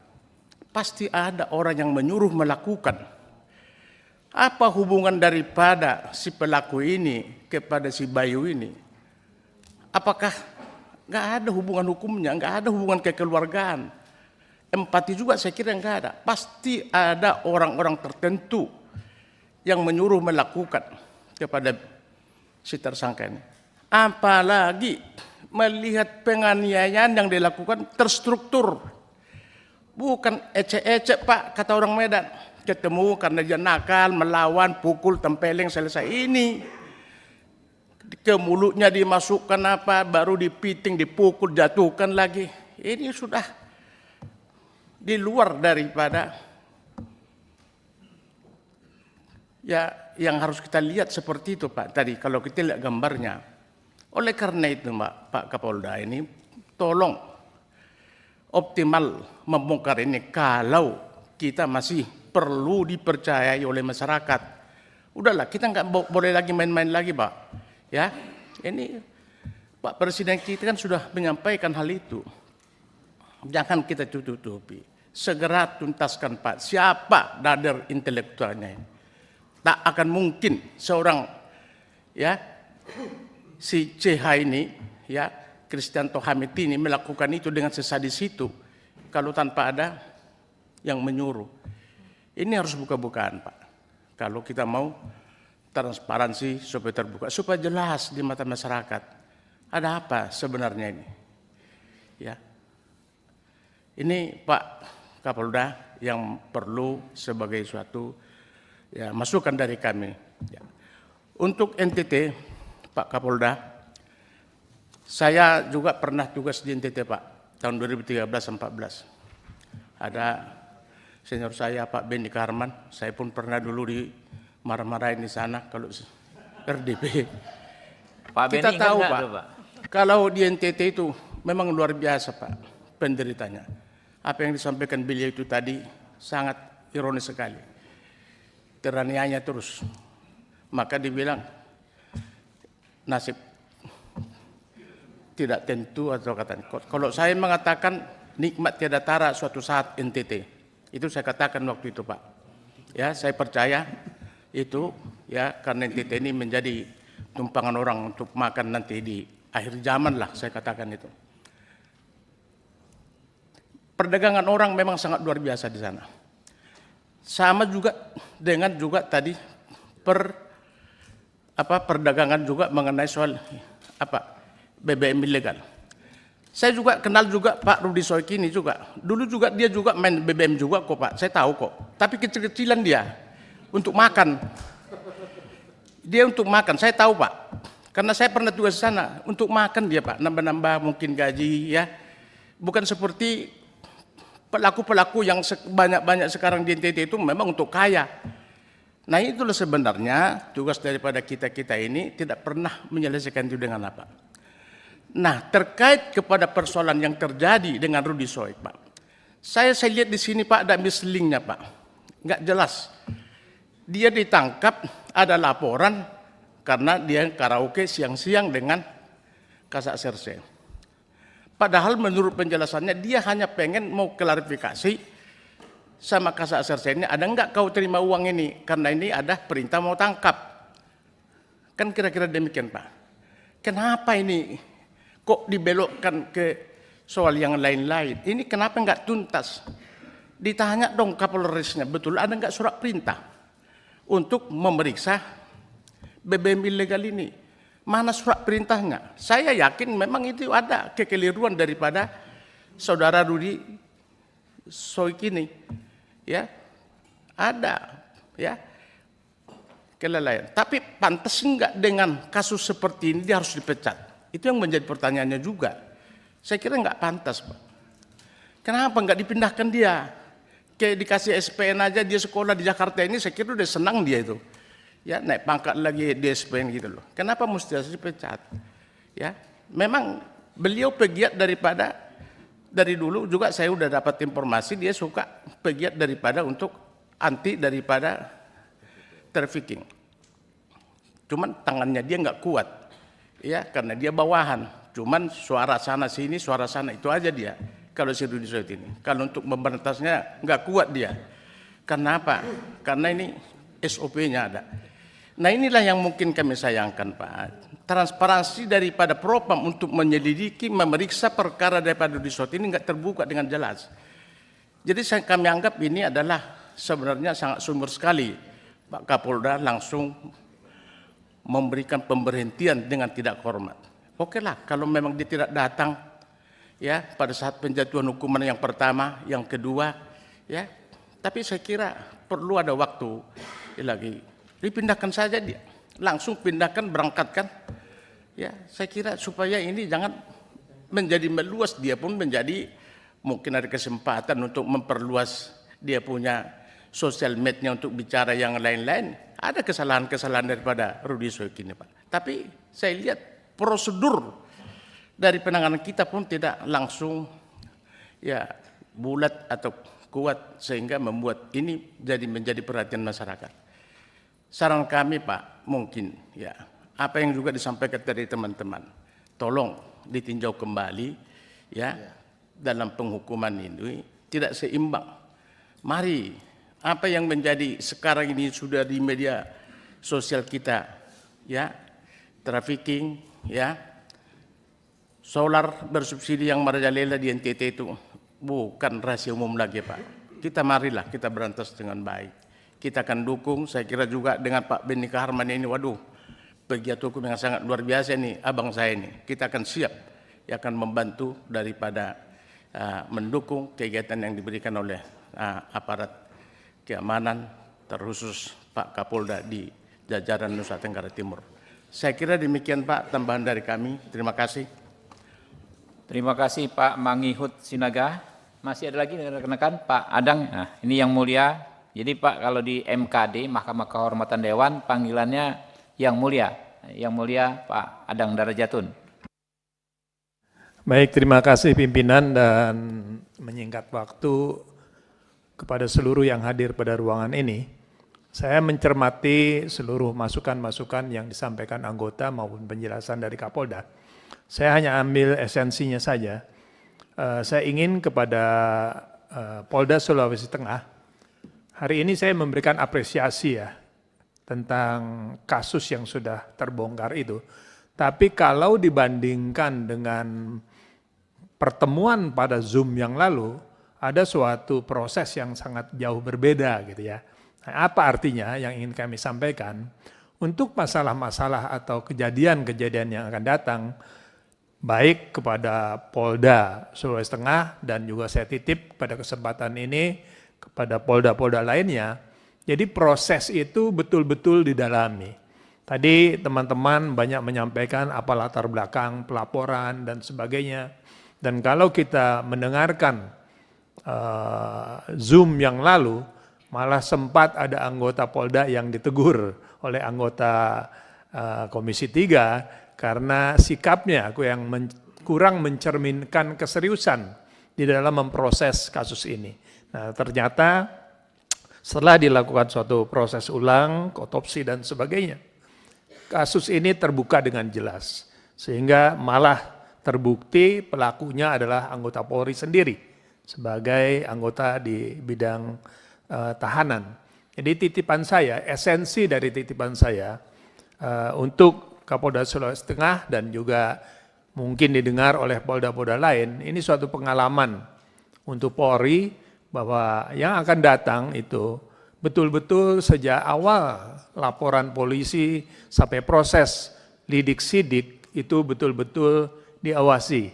Lebih-lebih sekarang sudah ada Propam, terima kasih kepada Propam yang telah mendalami kasus ini sehingga kasus ini bisa terbongkar siapa dan pelakunya yang sebenarnya siapa. Terima kasih. Jadi sekali lagi itu. Dan kedua untuk NTT sama juga dengan orang yang lain. Lebih-lebih tadi Pak Beni menyampaikan sebagai orang yang sudah lama di sana bahwa Ibda Rodi Soik adalah yang juga memberikan suatu kegiatan-kegiatan kasus-kasus yang memang menjadi perhatian masyarakat. Saya tidak berpihak, tapi yang penting bahwa Polda lebih bisa mendalami kembali apakah hukuman yang diberikan itu sudah pantas dengan apa yang dilakukan oleh Ibda Rudi Sodik. Jadi mungkin lebih kepada masalah yang berhubungan dengan keadilan terhadap penegakan hukum itu sendiri. Dan terakhir, terima kasih pimpinan Komisi 3. Kita ditegaskan berpihak kepada rakyat. Oleh karena itu pertemuan RDP seperti ini sangat penting sekali. Karena terus terang banyak sekali masyarakat yang menginginkan bahwa penegakan hukum di Republik ini untuk lebih baik. Terima kasih pimpinan. Masih ada lagi teman-teman? Yes, ini yang kita tunggu dari tadi sebetulnya ini. Senior kita Pak Rikwanto. Kita kasih aplaus dulu. Selamat datang Pak di Komisi 3 Pak. Beliau kita hormati waktu jadi Kapolda luar biasa. Semoga tetap luar biasa di Komisi 3. Amin, alhamdulillah. Assalamualaikum warahmatullahi wabarakatuh. Terima kasih pimpinan. Mentor saya jadi pasiennya Pak Ketua Komisi 3 ini udah berkali ya. Jadi udah khatam ya. Pak Sinaga juga ya. Kalau saya nggak bicara tadi, saya pasti ditanya sama Pak Kapolda nih, ini abang ngapain aja di situ katanya. Ada beberapa yang saya sampaikan, mohon izin. Yang pertama untuk Kapolda Sulawesi Tengah ya, Mas Agus ya. Kita sudah lama kolaborasi ya. Ya, akhirnya Pak Kapolda turun tangan juga ya. Untungnya beliau berhati bersih dan lurus ya sehingga kasus ini terang benderang. Memang kalau polisi tetap di jalannya to serve and protect ya, melindungi dan melayani, itu masyarakat aman, tenang dan damai ya. Dan pimpinan itu pucuknya keadilan ya, kebenaran dan juga harapan masyarakat. Ya, terima kasih Pak Kapolda ya, terang benderang sudah. Saya apresiasi. Hanya ada koreksi untuk anggota-anggota level seperti penjaga tahanan itu, Saya tadi sudah baca beberapa risalah singkat tentang bagaimana proses itu bisa terjadi, penganiayaannya ya. Ini memang dialami. Saya yakin yang ada di sini Pak Polisi ini seperti saya juga dulu pernah jadi pangkat rendah ya. Sampai sekarang sudah pada bintang mengalami hal tersebut. Bagaimana menghadapi tahanan, baik itu dalam proses penyidikan maupun sudah jadi narapidana. Macam-macam. Saya dulu pernah punya tahanan kasus pembunuhan satu keluarga. Dicari lama, ketemu, ditahan. Ditahan 2 minggu di tahanan polsek, gila dia. Gila, kita taruh rumah sakit jiwa. Seminggu lari, cari lagi 3 bulan, ketangkep lagi. Di tahanan polisi, gila lagi. Ya. Taruh rumah sakit jiwa, lari lagi. Nah terus saya pindah tugas. Saya dengar-dengar memang jadi gila beneran terakhir. Nggak keluar lagi dari rumah sakit jiwa. Ya, itu resikonya. Tapi kalau kita emosi pada waktu itu, ya kita hantami itu, kita pukuli mereka itu. Ya, kuat-kuatan di situ. Kamu nggak hormat sama saya, kamu nggak takut sama saya dalam kekuasaannya ya. Nah ini anggota mesti dikasih tahu benar psikologis menghadapi tahanan. Ya, siapapun orangnya dalam kondisi apapun, dalam status apapun, apabila dalam kekuasaan dan penguasaan anggota kepolisian, disitulah keamanan yang sangat terjaga, bukan sebaliknya. Ya, ada maling ditangkap masyarakat, datang polisi, jadi aman malingnya. Ya, siapapun dia, apalagi cuma KDRT. Ya, psikologis penjaga tahanan itu penting. Itu orang kecil di level anggota kepolisian, tapi tanggung jawabnya besar sekali. Sering-sering dikunjungi, sering-sering dikasihkan ya tausiah-tausiah bagaimana SOP menangani tahanan ya. Nggak masalah Kapolda turun nggak apa-apa ke ruang tahanan itu. Cek langsung, tanya-tanya langsung. Ya, ingatkan lagi SOP-nya. Itu anak orang, saudara orang, mertua orang, menantu orang, ya, mereka-mereka itu memang punya salah, tapi bukan berarti harkat martabatnya kita hilangkan. Ya, mereka harus kita jaga keselamatannya. Yang kedua masalah koreksi lagi, masalah SOP, ada tahanan sakit. Dia kan merasa sakit ya. Itu saya baca risalahnya itu, lapor dulu kepada yang menangani siapa ini. Ditelepon nggak ada, dicari nggak ada. Penyidiknya mana? Cari nggak ada. Bukan begitu sebenarnya SOP-nya. SOP-nya langsung ke SPKT atau Pamaptanya itu langsung cari klinik yang dirujuk, rumah sakit yang dirujuk. Bukan cari siapa penyidiknya, itu nanti. Ya, sehingga waktu itu sangat berharga bagi yang bersangkutan. Ya, banyak sekali kasus karena terlambat membawa tahanan yang sakit itu meninggal dunia, baik di tahanan maupun di perjalanan. Ya, saya pernah menerima penyerahan pencuri ditaruh di polsek, sudah babak belur oleh masyarakat, anggota lalai, sakit perut, ternyata dalamnya sudah hancur. Ya, untungnya cepat dibawa ke klinik sekat, meninggalnya di sana. Itu risiko ya. Tapi itulah SOP yang harus dipahami oleh anggota di jajaran bawah. Koreksi lagi nih yang mendalam kepada seluruhnya, ya, supaya tidak terulang. Dia adalah saudara kita, apapun masalahnya harus kita jaga, apalagi kita seorang polisi, pelindung, pelayan, pengayom masyarakat. Keamanannya kita jamin. Itu Pak Kapolda, bagus ya. Terima kasih, apresiasi saya. Yang kedua NTT, ya. Pak Daniel, saya bukan ingin menambah beban lagi ya. Tadi sudah banyak beban ini dari teman-teman semuanya. Ya, ini kayaknya saya tertekan sekali di sini ya. Ya. Tapi kalau kita baca-baca tadi, pelanggarannya itu karaoke, polis lain, fitnah, pergi tanpa izin. Ini ternyata dalam satu paket ya, dalam satu waktu yang singkat.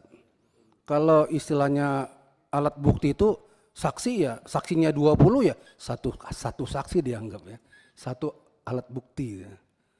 Ya, jadi bukan kalau diakumulasi sudah 3 atau lebih pelanggaran bisa dipidana, itu kuantitasnya begitu. Tapi ini satu kasus yang berkaitan dan dekat waktunya. Ya, jadi mungkin pertimbangannya untuk PTDH itu terlalu cepat mungkin kalau menurut kami. Ya, itu Pak Kapolda ya.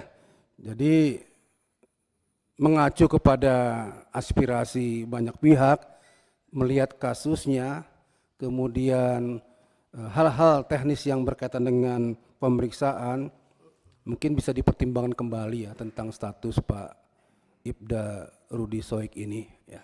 Dengan cara-cara hukum tentunya, karena yang bersangkutan sudah di PTDH, kalau memang mau dimurnikan kembali ya, direhabilitasi kembali, ada aturan mainnya. Ya, ini kami serahkan kepada ketentuan yang berlaku di kepolisian dan Pak Kapolda sendiri. Ya, jadi hilangkan dulu masalah suka nggak suka. Saya lahir di Medan, Bapak Ibu sekalian. Kadangkala ada cerita-cerita di polisi di Medan itu, padahal orang Medan juga ini. Kita kejar-kejar motor yang ngebut-ngebutan. Begitu berhenti kita periksa STNK, SIM, sen lengkap semuanya, tapi tetap ditilang. Ya, kenapa ditilang saya Bapak? Biar kau tahu ya, aku nggak suka lihat gaya kau itu naik motor. Jadi kesalahannya nggak suka lihat gayanya itu, bukan karena kesalahannya. Mudah-mudahan tidak terjadi ya. Terima kasih, itu saja. Mudah-mudahan kita semua dapat pencerahan. Assalamualaikum warahmatullahi wabarakatuh. Mantap, memang ini jenderal bukan kaleng-kaleng Pak. Oke, masih ada lagi teman-teman? Pak Pulung? Masih, ya silakan Pak Beni ya? Ya Pak Beni. Ya. Barangkali menambahkan apa yang disampaikan kawan-kawan tadi. Saya melihat yang pertama Pak Kapolda Sulteng Pak, saya Beni Utama dari Golkar. Sebenarnya kejadian kekerasan dalam rumah tangga ini sering barangkali yang terjadi, tapi tidak banyak yang melaporkan. Jadi barangkali ke depan kejadian ini kita harapkan tentu tidak terulang banyak Pak. Jadi peran-peran kepolisian untuk pencegahan ya, untuk kekerasan rumah tangga ini juga perlu kita tingkatkan ke depan. Karena kalau tidak salah ini termasuk delik aduan ini ya Pak ya, kekerasan rumah tangga ini. Jadi terselubung, kasusnya itu terselubung Pak. Jadi banyak sebenarnya kasusnya itu sebenarnya. Jadi peran-peran pencegahan mungkin ke depan, itu yang pertama. Kemudian yang kedua, tahanan yang meninggal Bayu ini di dalam sel kepolisian ini memang sangat memprihatinkan. Kepolisian ini kan sebenarnya pengayom Pak. Kalau sudah di kantor polisi itu biasanya orang merasa aman Pak. Ini kenyataan meninggal tahanan di situ. Saya melihat ancaman pasal agak teknis barangkali Pak. Saya lihat diterapkan pasal 351 itu penganiayaan yang ancamannya hanya 7 tahun kalau saya tidak salah itu Pak. Barangkali perlu kita lihat pasal-pasal pemberatan lain. Mungkin di 338-nya Pak, karena cara dia menganiaya itu kan bisa kita melihat bahwa itu akan menimbulkan kematian. Ini barangkali supaya berdampak jera kepada anggota-anggota yang lain untuk melakukan penganiayaan yang serupa. Kemudian saya sependapat dengan Pak Riwanto tadi, memang petugas penjaga tahanan ini psikologisnya juga berat itu Pak. Ini juga perlu sentuhan-sentuhan dari pimpinan ya Kapolres, ya Pak Kapolda dan seterusnya barangkali. Saya melihat ada tayangan, ada polisi di mana itu Pak. Dia suka belikan nasi goreng untuk tahanan, dia lihat itu menarik sekali. Ada di media sosial saya lihat. Sehingga hal-hal yang tidak kita inginkan ini tidak terjadi. Kemudian juga dari proses, ini khusus untuk Pak Kapolda Sulteng, begitu cepat memang proses ini, mulai dari pelaporan polisi sampai penetapan tersangka. Kita menduga, memperkirakan ini ada pesan-pesan sponsor kalau bahasa kitanya. Ada pesan sponsor kemungkinan supaya ini prosesnya cepat sekali. Dan biasanya untuk kasus-kasus KDRT ini biasanya suka diselesaikan di luar pengadilan. Tidak sampai ke kepolisian pelaporannya. Tapi ini begitu cepat, deras sekali. Ya, sampai menetapkan tersangka ini. Feeling kita atau perasaan saya, Saya kebetulan Pak dulu juga pernah jaksa Pak, tapi tidak terlalu lama Pak. Kemudian saya ke eksekutif, ya Pak Sari. Saya melihat ini ada pesan sponsor, ada titipan, ini harus diusut, tuntas, malahan terjadi sampai pemukulan itu. Ini feeling saja, ini perlu kita dalami lagi barangkali. Kita ingin terus terang citra polisi dalam hal ini betul-betul terjaga hendaknya ke depan. Bayangkan seorang tahanan, orang yang harusnya aman di sebuah lembaga, institusi, ternyata dia tidak aman. Ini kan tantangan yang luar biasa, Pak. Kemudian masalah BBM, Pak Kapolda NTT. Ini sebenarnya, saya kan orang daerah juga, Pak. Saya dari daerah juga. Terjadi hampir di seluruh pelosok kita. Ini memprihatinkan sebenarnya. Mudah-mudahan melalui kejadian yang kita alami ini kan hanya pintu menurut saya untuk membuka. Hampir seluruh provinsi, hampir seluruh kabupaten kota, kasus-kasus yang BBM subsidi ini menjadi masalah. Ya, menjadi masalah, Pak. Jadi mungkin ini melalui pimpinan, barangkali ini juga perlu kita perkuat ini nanti, bagaimana pihak kepolisian bisa mencegah BBM ilegal ini di daerah hukum kita masing-masing. Tidak hanya NTT, Pak. Saya tahu betul ini, Pak. Kebetulan saya pernah kepala daerah, Pak. Pernah diminta rekomendasi, Pak. Ya, seolah ini untuk ini, untuk ini. Nah, disuruh kepala daerah memberikan rekomendasi. Padahal penggunaannya tidak sesuai yang seperti itu. Jadi ini barangkali masalah BBM ini tentu penanganannya harus nasional barangkali, Pak, nasional. Ada ketegasan bersama kita, sikap kita, persamaan pandang kita, sikap kita. Kemudian khusus mengenai Pak Rudi Soik ini, saya tidak tahu nih dari Pak Manghiyut Sinaga, beliau rupanya pernah jaksa di NTT dulu katanya. Dia cerita, Pak Rudi ini juga main BBM kecil-kecilan dulu katanya pimpinan. Iya Pak Sinaga ya. Tapi cari makan, segera cari makan katanya. Bukan cari kaya, kata Pak Sinaga. Tapi apapunlah itu, menghukum itu tentu harus sesuai, Pak. Kalau kecil kesalahannya tentu tidak harus, itu kan hukuman sudah terberat untuk seorang polisi barangkali, PTDH itu.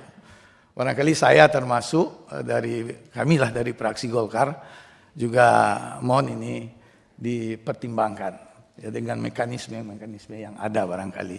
Barangkali itu saja, terima kasih pimpinan. Assalamualaikum warahmatullahi wabarakatuh. Waalaikumsalam warahmatullahi wabarakatuh. Masih ada lagi rekan-rekan? Kalau cukup, kita tayangkan draft kesimpulan. Oh, ini dulu tanggapan dikit ya, Bapak-bapak ya. Jadi gini, Pak Kapolda, ini kita tidak dalam rangka debat kusir atau beracara kayak di persidangan, nggak apa-apa. Kalau saya lihat semangatnya teman-teman ini sama semua, tidak ada yang ingin mendiskreditkan institusi Polri, tidak juga mendiskreditkan Bapak Kapolda ya, dan permasalahan ini. Tapi kita mencari kebijaksanaan ya, terkait penegakan hukum ya. Kurang lebih begitu, mungkin ditanggapi masing-masing 5 menit ya, Pak Kapolda NTT, Pak Kapolda Sulteng. Ya, silakan. NTT dulu, Pak. Terima kasih kembali Pak Ketua Komisi 3 yang memberikan kesempatan kepada kami untuk menjawab.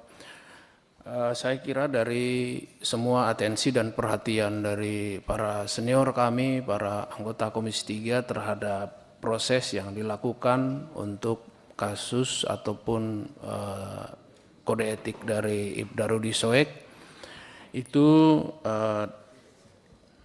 banyak menjadi harapan-harapan kepada kami. Yang pertama, saya menjawab secara umum aja Pak, saya nggak menjawab semua 14 penanya ini. Yang umum saja Pak. Ya, yang pertama untuk Ibda Rudi Soik, ada satu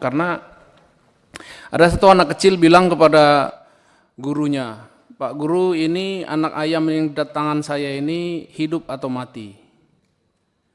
Nanti kalau gurunya bilang mati maka dibuka begini hidup ternyata.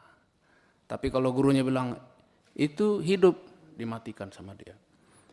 Nah, saya akan bacakan kepada Ibda Rudi Soik. Saya tidak tahu Anda siapa, bertugas apa. Saya selaku Kapolda Anda, yang saya tahu adalah Anda melakukan hal-hal yang salah. Hal-hal yang baik saya belum tahu. Tapi dalam hal ini yang masuk ke meja saya, bahwa Anda melakukan sesuatu hal yang dipersalahkan oleh Propam.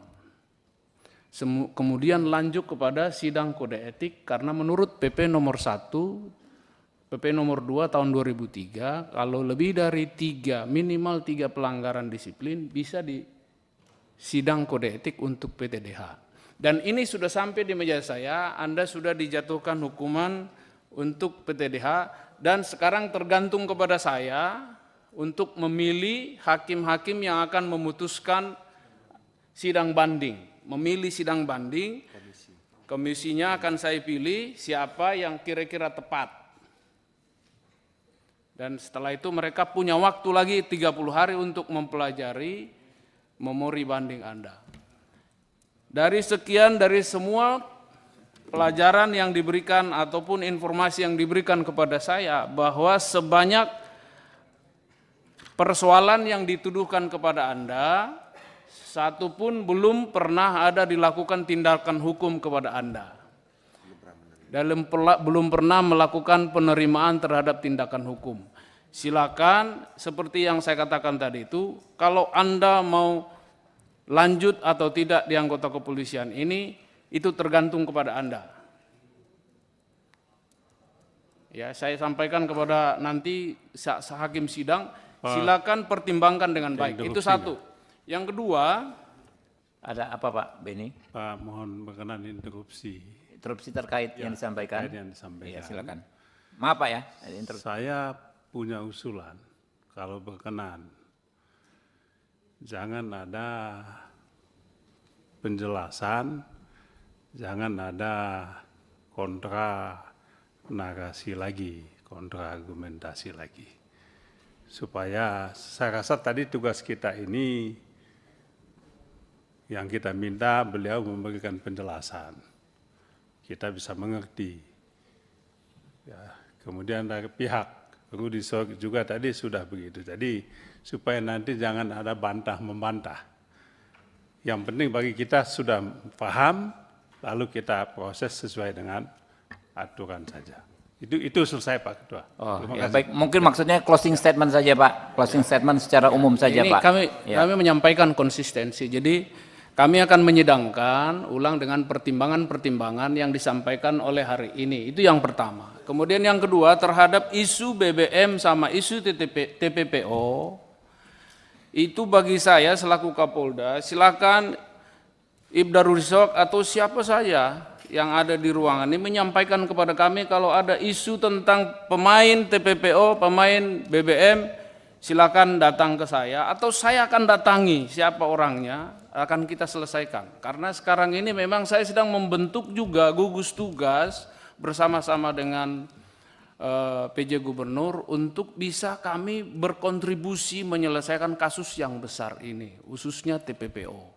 Dan ini bukan kasus yang seperti yang kita akan terjadi sekarang, karena ini sudah terjadi sebelum Republik Indonesia ini ada.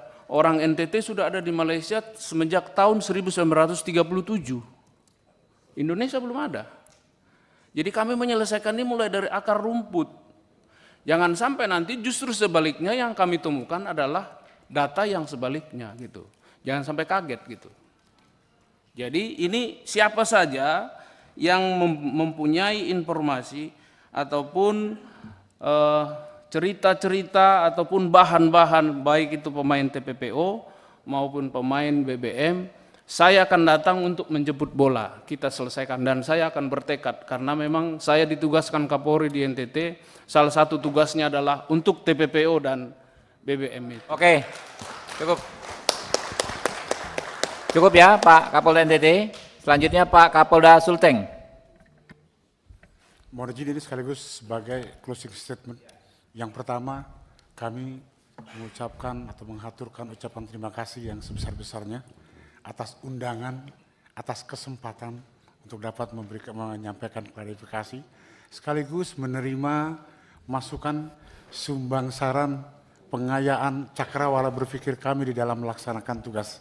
Kami yakin dan percaya ini semua akan bermanfaat dan oleh karenanya akan kami pedomani dengan baik dalam pelaksanaan tugas kami sehari-hari. Kemudian yang kedua, terkait dengan tuntutan tindak lanjut dari penanganan perkara yang kami lakukan, sebagaimana kami sudah sampaikan bahwa kami tetap akan menanganinya secara profesional, proporsional, transparan, dan akuntabel, serta tuntas sesuai moto pelaksanaan tugas kami di Polda Sulteng. Bekerja keras, bekerja ikhlas, bekerja cerdas, tuntas, dan berkualitas dalam rangka mendukung Polri yang presisi. Dan yang terakhir, kami pun senantiasa mengharapkan dukungan dan kerjasama dari semua pihak,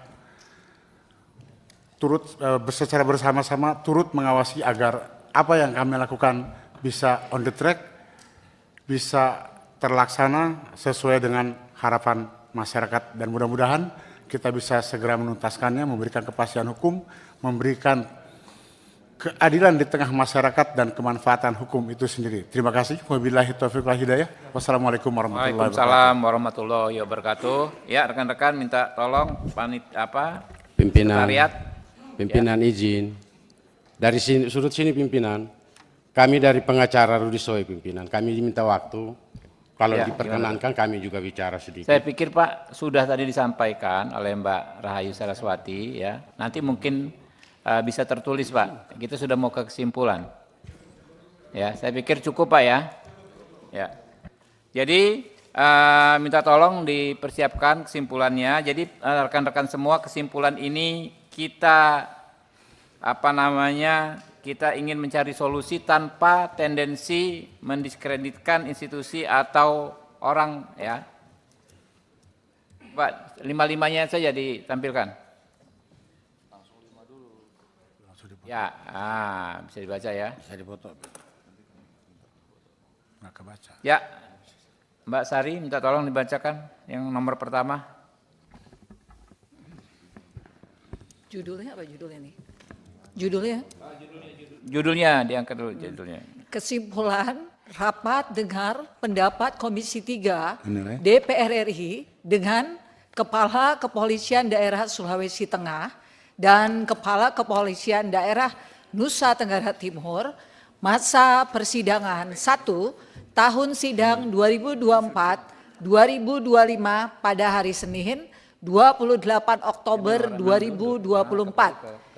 Yang pertama, Komisi 3 DPR RI menilai perlu dilakukan evaluasi terkait keputusan PTDH pemberhentian tidak dengan hormat terhadap Rudi Soik dan meminta Kapolda Nusa Tenggara Timur untuk mempertimbangkan kembali keputusan tersebut dengan tetap berpedoman kepada peraturan perundang-undangan yang berlaku serta memperhatikan aspek keadilan dan kemanusiaan.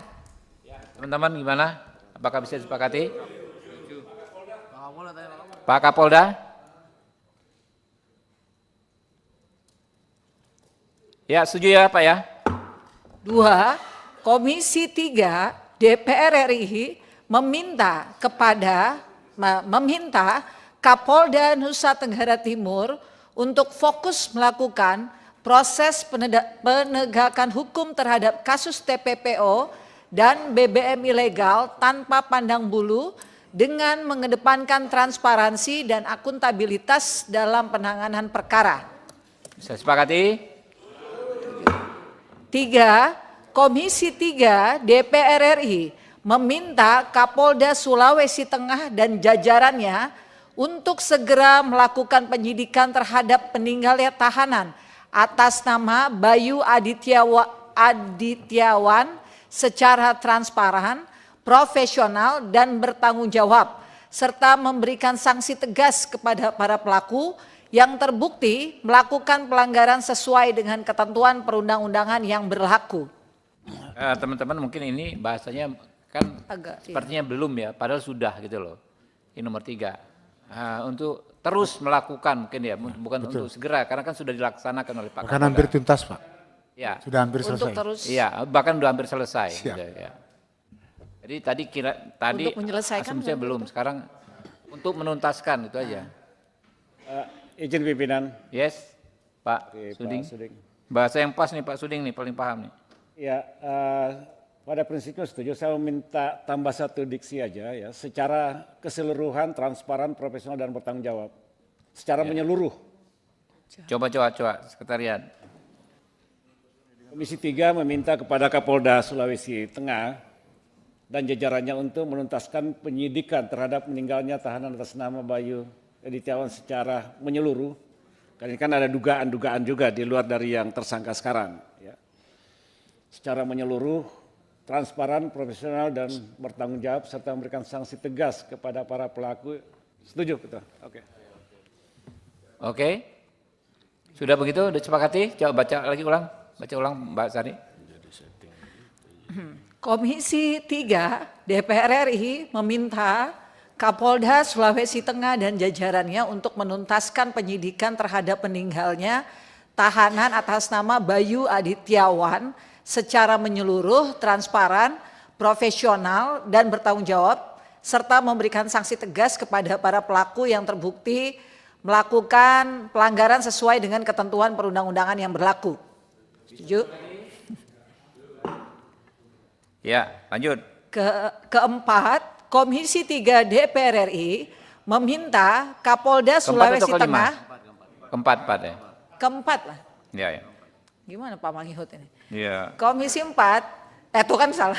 4, Komisi 3 DPR RI meminta Kapolda Sulawesi Tengah untuk melakukan evaluasi terhadap kinerja Kapolresta Palu beserta jajarannya sehingga kejadian serupa tidak terjadi lagi di kemudian hari dan segera menindaklanjuti laporan keluarga almarhum Bayu Adityawan terkait dugaan pelanggaran yang dilakukan oleh penyidik Polresta Palu atas penetapan tersangka atas nama almarhum Bayu Adityawan. Bisa disepakati? Izin Ketua. Ya. Saya kira bukan lagi pelanggaran ya. Karena tadi sudah dijelaskan bahwa ini sudah penetapan tersangka, berarti ini pidana. Saya ngomong aja, Pak Rano. Izin Pak, Dugaan tindak pidana. Oh bukan. Ini mungkin yang dianggap adalah terkait dugaan pelanggaran penyidik saat proses awal, bukan yang melakukan pemukulan. Jadi yang melakukan proses penyidikan awal terhadap perkara menetapkan tersangka ini, nah ini dianggap mereka melaporkan ini di Polrestanya, penyidik Polres Pak Suding. Jadi bukan yang sudah ditetapkan tersangka tadi yang memukul itu ya, bukan. Justru ini perkara terkait. Ya, oke, bisa sepakati? Kelima, Komisi 3 DPR RI meminta Kapolda Sulawesi Tengah dan Kapolda Nusa Tenggara Timur agar memaksimalkan fungsi pengawasan secara ketat terhadap seluruh anggota Polri di jajaran Polda masing-masing dengan mengedepankan prinsip-prinsip integritas, keadilan, dan bertanggung jawab. Oke. Apa? Coba Pak. Secara, kalau ketat itu kayaknya gimana gitu ya. Apa kali itu? Melekat. Oke, bisa disepakati? Ya, terima kasih rekan-rekan. Dengan telah selesainya kesimpulan tadi dibacakan, maka selesai sudah rangkaian rapat dengar pendapat umum kita hari ini. Kami sampaikan terima kasih kembali kepada rekan-rekan sudah hadir. Ilahi taufiq wal hidayah. Wassalamualaikum warahmatullahi wabarakatuh. Sorry.